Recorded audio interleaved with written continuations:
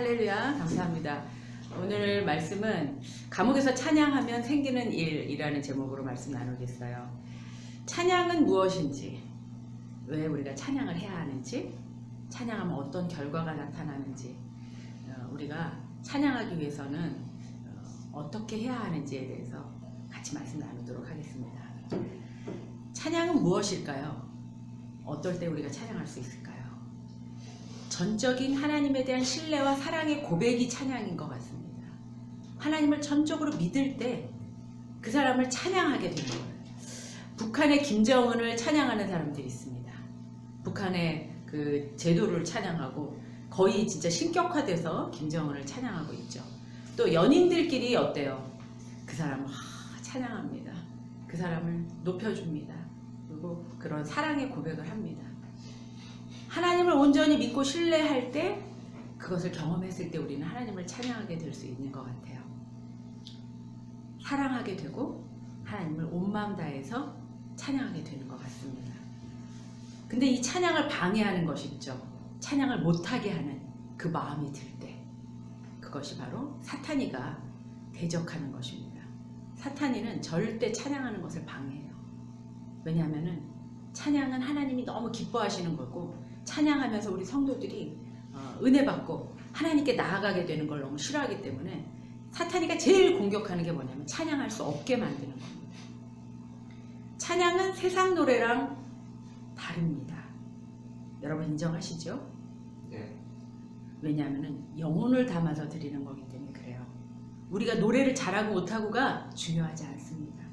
우리의 영혼을 담아서 하나님을 사랑한다고 고백하느냐 아니냐지, 음치도 상관이 없고 박자가 안 맞아도 상관이 없습니다. 허밍으로 하고 찬양을 해도 하나님은 기뻐 받으시는 거죠. 제가 옛날에 그 전도사 시절에 성가대 주의하고 음악부 전도사 역할을 했었는데, 찬양 연습을 하면 어느 순간이 되면 기계적으로 완벽해져요. 화음도 완벽하고 소리도 완벽하고 음정 다 정확하고 각 파트가 다 하나가 돼요. 화음이 잘 맞아요. 소리도 발성도 참 좋아요.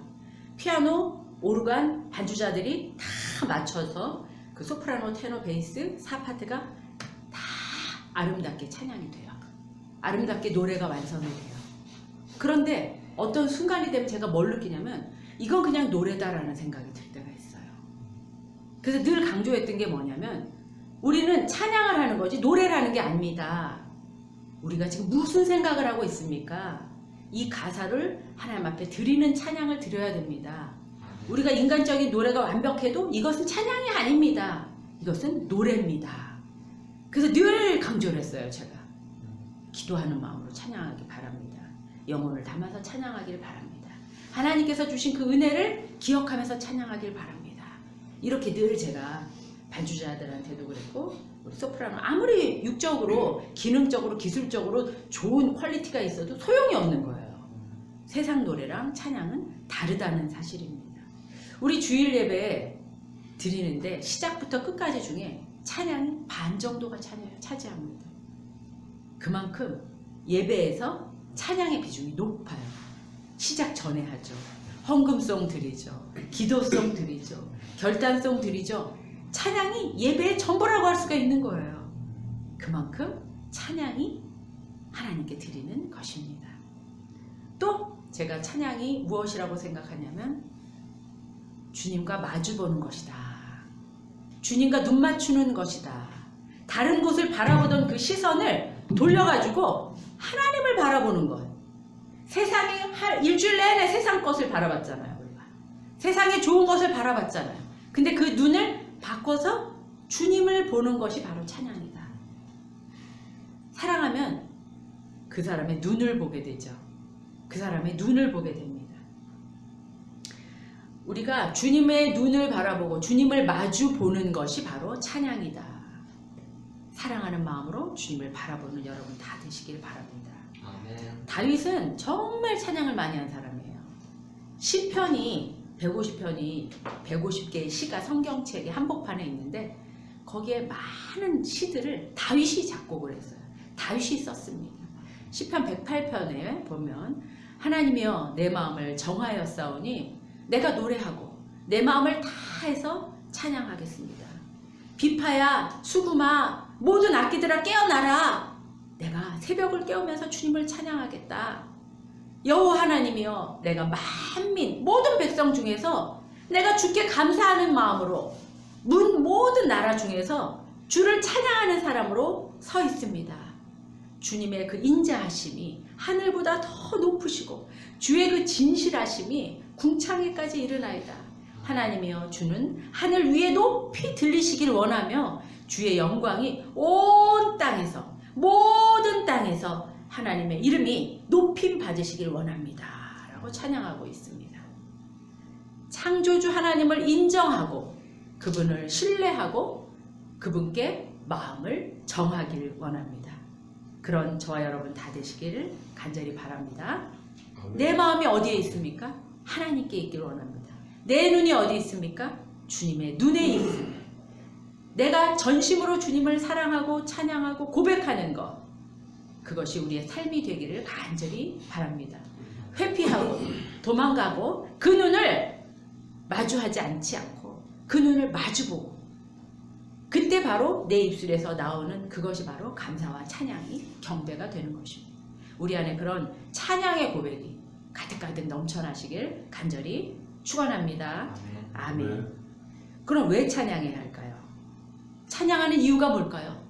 찬양하면 어떤 일이 생길까요? 첫 번째, 악령이 떠나갑니다. 묶임이 풀립니다. 감옥문이 열립니다. 그리고 찬양은 하나님이 기뻐하시는 것이기 때문에. 오늘 본문의 바울과 실라는 감옥에 갇히게 되었어요. 왜냐하면은 그 귀신 들린 아이가 점을 치는데 그 점 치는 것을 이용해서 어떤 주인이 돈을 벌고 있었거든요. 근데 바울과 실라가 귀신을 예수의 이름으로 명하노니 너 귀신에서 노임받아라. 귀신이 떠나갈지어다. 귀신이 떠나갔어요. 그랬더니 그 주인이 돈을 못 벌게 생긴 거예요. 그동안 이 악령을 통해서 돈을 벌었는데 고소를 했어요. 바울과 실라를. 그래갖고 감옥에 갇히게 된 거예요. 감옥에 갇혔어요. 그런데 이 바울과 실라가 한밤중에 일어나서 찬양을 했어요. 한밤중에 어떻게 찬양을 했을지 모르겠어요. 그랬더니 감옥에 지진이 드드드드드 나고 감옥문이 열리는 기적이 일어났습니다. 그리고 수갑이 팔목에 채웠던 수갑이 풀어지고 착고가 풀어졌습니다. 자유가 되었어요. 찬양할 때 감옥문이 열렸습니다. 찬양은 영적인 힘이 있어요. 저는 그래서 찬양이 불쏘시개 같다라는 생각이 들어요. 불쏘시개. 마른 장작에 불을 붙이려면 뭐가 있어야 되죠? 라이터가 있어야 돼요.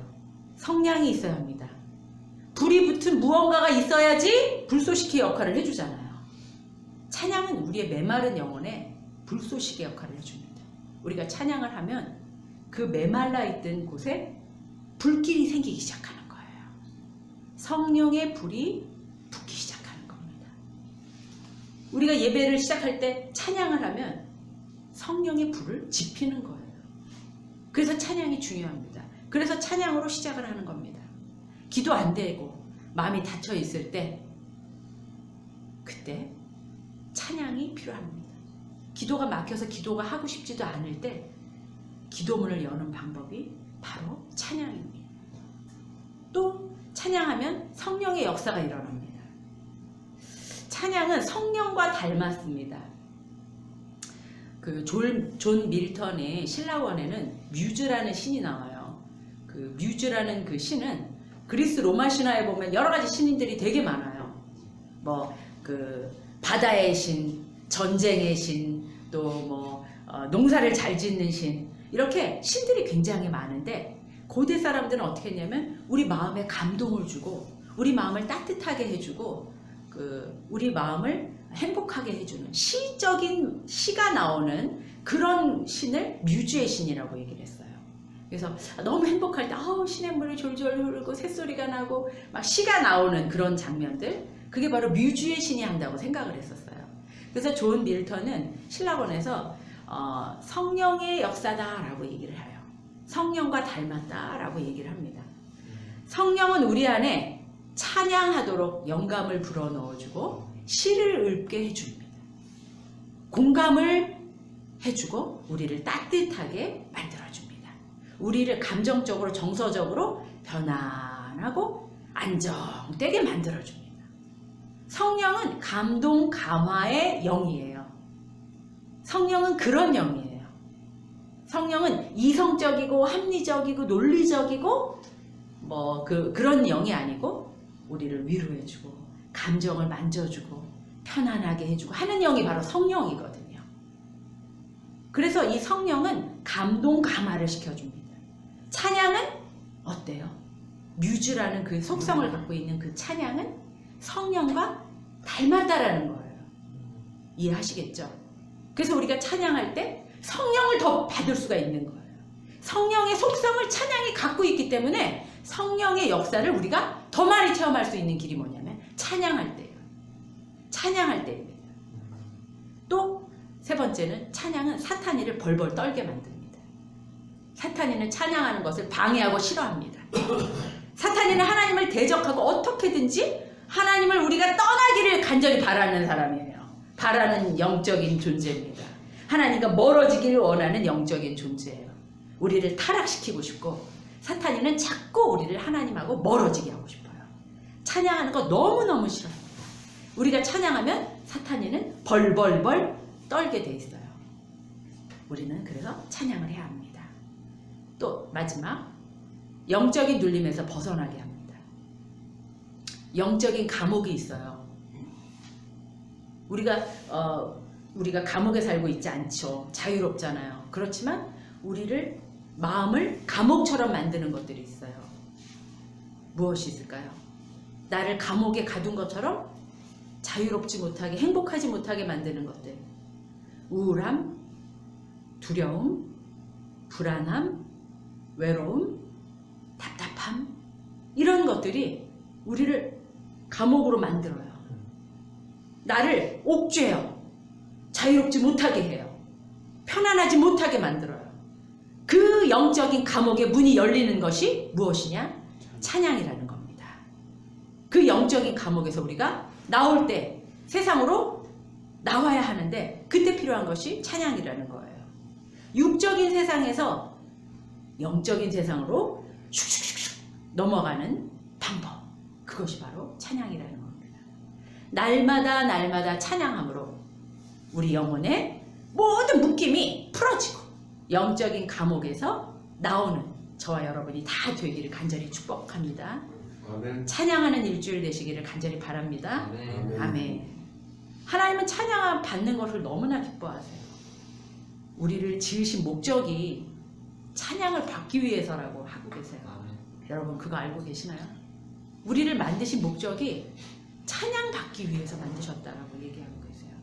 이사야 43장 21절에 보면 이 백성은 내가 나를 위하여 지었다. 이 백성은 누구를 위해서 지은 게 아니고 나를 위해서 지었는데 나의 찬송을 부르게 하려 합니다. 이사야 43장 21절에 이렇게 말하고 계신 거예요. 내가 나를 위하여 지었는데 나의 찬송을 부르게 하려 합니다. 마태복음 21장 16절에 주께서는 어린아이들과 젖먹이들의 입에서 찬양이 나오게 하셨다라고 말씀하고 있습니다. 젖먹이의 입으로도 찬양받기를 원하시는 거예요. 우리가 아기들 보면 그 입이 뭐 촉촉하게 젖어 있고 침이 뚝뚝 떨어지는 그 아기들 보면 그 입술로 엄마 사랑해, 아빠 사랑해 라는 말 들으면 얼마나 좋겠어요. 행복하겠어요. 하나님께서 그걸 원하신다는 거예요. 우리가 능력이 많고 뭐 잘 살고 뭐 건강하고 뭐 완벽하고 이걸 원하는 게 아니고 우리 입술에서 찬양이 나오는 걸 받길 원하신다라고 말씀하고 계십니다. 그래서 우리는 온 마음 다해 주님을 찬양하는 자들이 돼야 돼요. 하나님께서 기뻐하시기 때문입니다.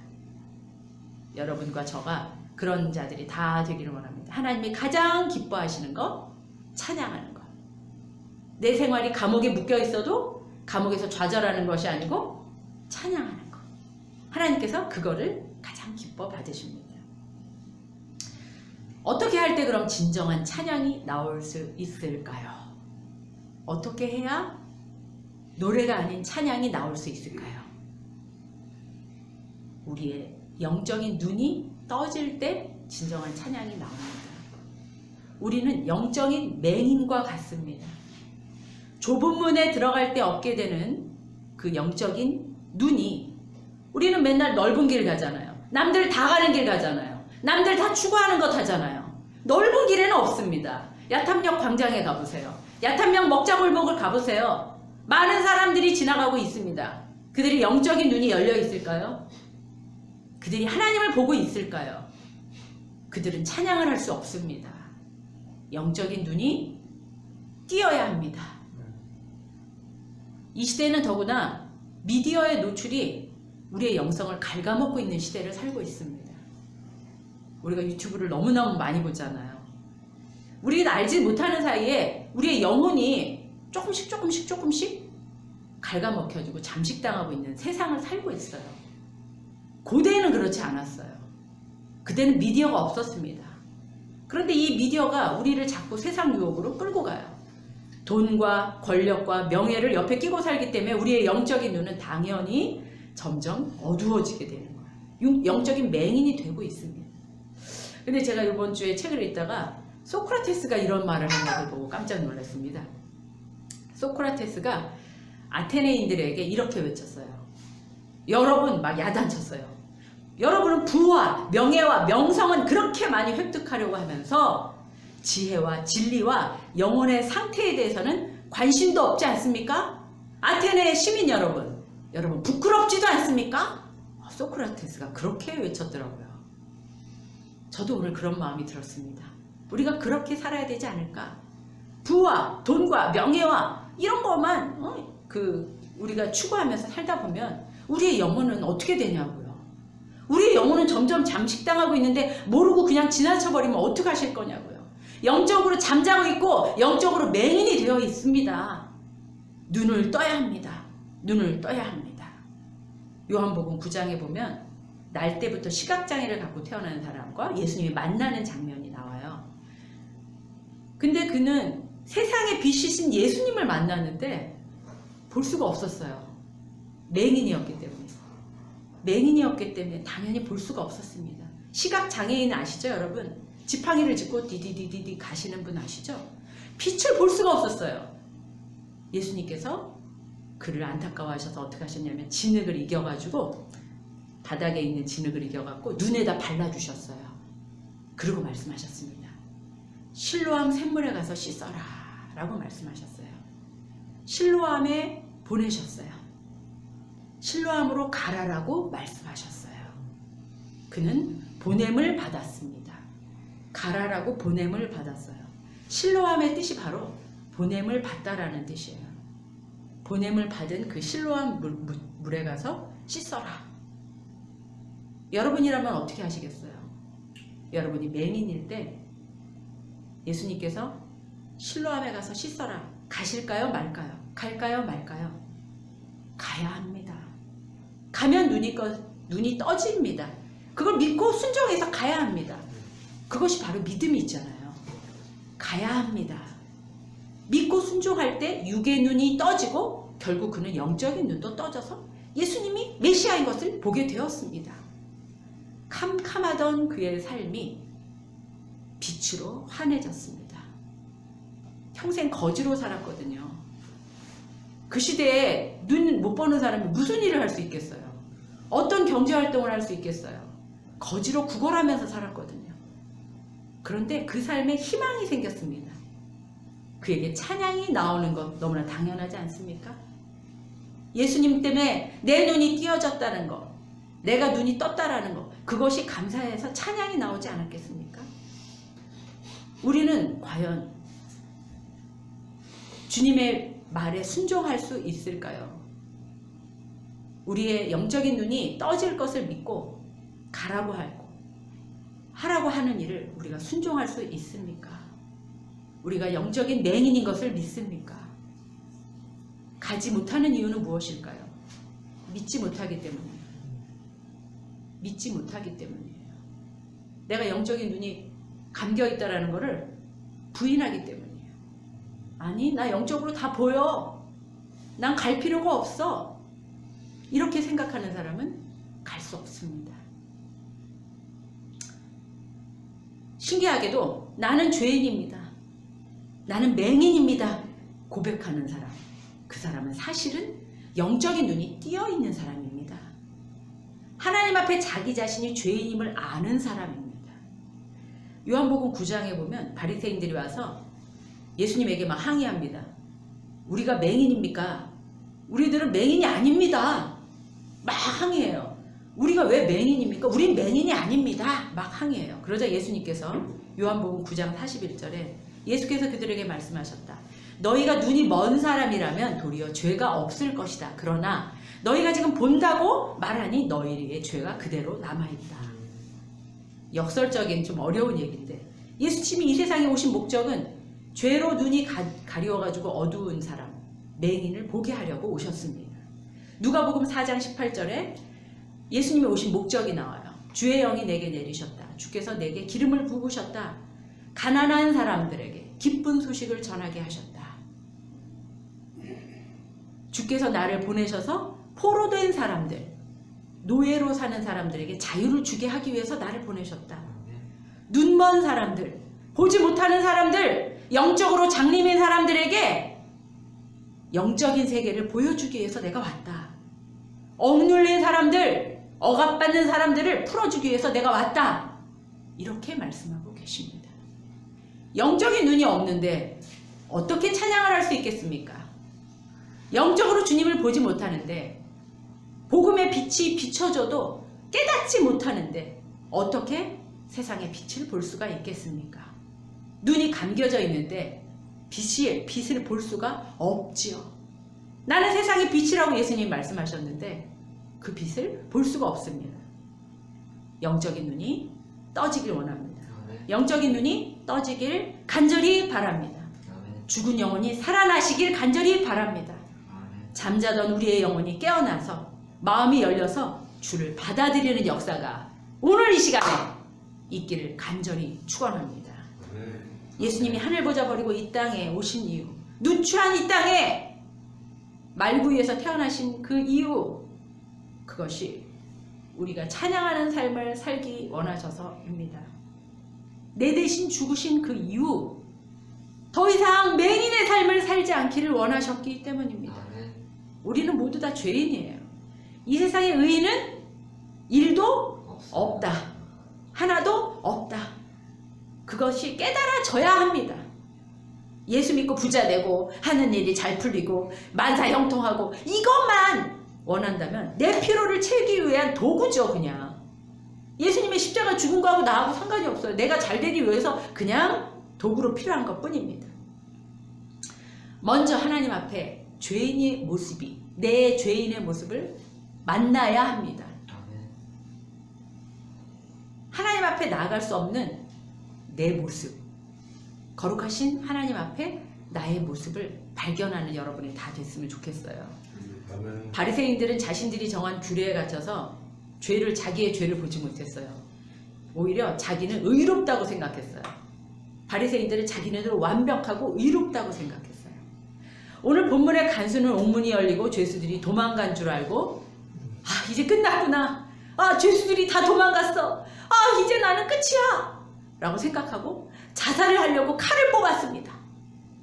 그런데 바울과 실라가 그대로 있는 것을 발견하고 어떤 생각이 들었냐면 이 사람들 뭐지?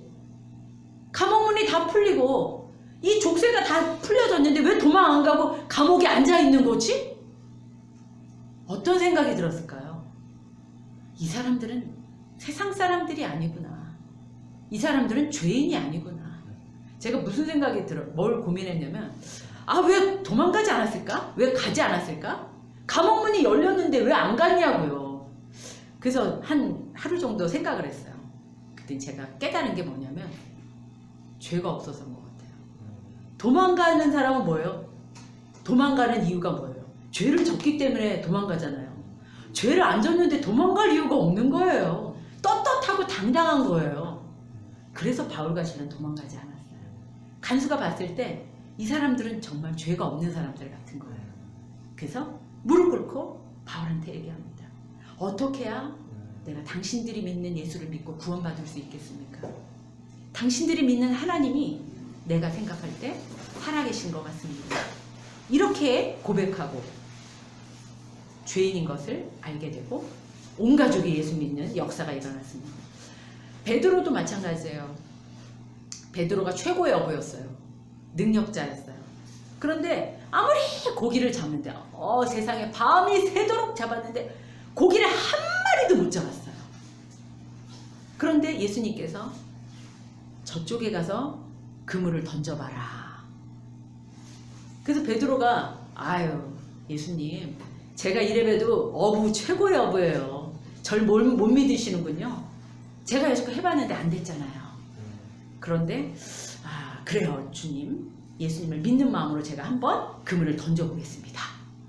그랬더니 갑자기 그 큰 그물이 꽉 차가지고 물고기가 이 배에 꽉 차가지고 더 이상 건져 올릴 수가 없어서 옆에 있는 저쪽 배도 불러갖고 두 척의 배에 물고기가 가득 차는 역사가 일어났어요. 그리고 육지로 올라와서 베드로는 기뻤지만, 물고기를 많이 잡아서 기뻤지만 예수님 앞에 무릎 꿇었습니다. 예수님, 당신은 도대체 누구신가요? 당신은 하나님의 아들이시군요. 그리고 베드로가 고백한 것이 무엇이냐면 나를 떠나시옵소서. 예수님, 나를 떠나시옵소서. 왜냐하면 제가 죄인인 것을 알기 때문입니다. 저는 죄인입니다. 하나님의 그 전능하신 하나님 앞에서 인간이 하나님을 마주하면 어떻게 되냐면 자기의 죄를 보게 됩니다. 하나님의 그 빛 앞에서 내 죄가 발견되게 되기 때문에 베드로도 또한 간수장도 그 복음의 빛 앞에서 죄를 발견하고 죄인인 것을 인정하게 됐다라는 겁니다. 오늘 영적인 눈을 뜨기를 제가 간절히 바라는 마음으로 설교를 준비했어요. 나를 대신해서 죽으신 십자가 예수님을 만나기를 원합니다. 영적인 나의 죄를 그 전능하신 하나님 앞에서 발견하길 원합니다. 내가 내 죄를 예수님께서 대신 죽어주셔서 나를 영원한 생명을 주시고 구원해 주신 것을 믿기를 바랍니다. 십자가에 내가 피 못 박히고 피 흘려 죽었어야 되잖아요.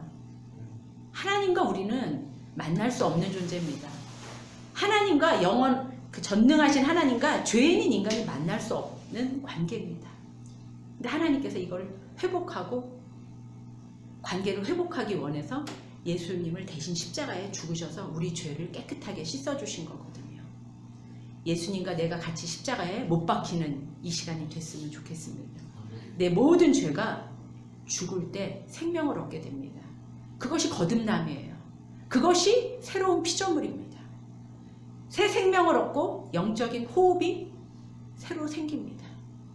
하나님께서 우리 코에 후 하고 생기를 불어넣으신 것, 그건 우리에게 생명이 주어졌다는 겁니다. 그냥 되지 않습니다.